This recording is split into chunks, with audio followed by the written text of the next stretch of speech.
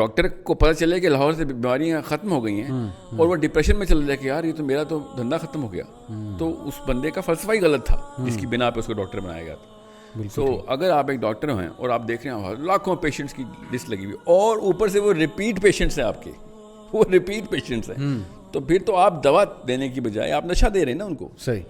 Repeat patient کا مطلب ہی نشہ ہوتا ہے, عادی کر رہے ہیں آپ انہیں, ورنہ آپ کے پاس پیشنٹ دوبارہ کیوں آئے گا اگر آپ نے اس کو کیور کر دیا تو. So these people are actually producing a lot more chemistry of the wrong chemistry. یہ ڈوپامین بیچ رہے ہیں اور کچھ بھی نہیں بیچ رہے.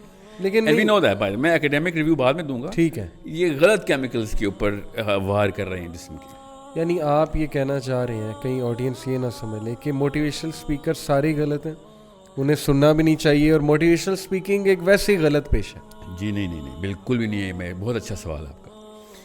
فلسفہ درست ہے تو اب ہر بات جو کریں گے وہ موٹیویشنل اسپیکنگ ہوگی. نبی علیہ السلام کو اللہ نے کیا کہا کہ ان سے بات کرو بشیرم و نذیرا, دونوں باتیں بتاؤ. ٹھیک ہے, اسپیکنگ کی ٹریننگ اللہ نے خود نبی علیہ السلام کو دی. جی ہاں. علی بن ابی طالب سے بڑا کون ایلوکوینٹ اسپیکر تھا؟ علم کا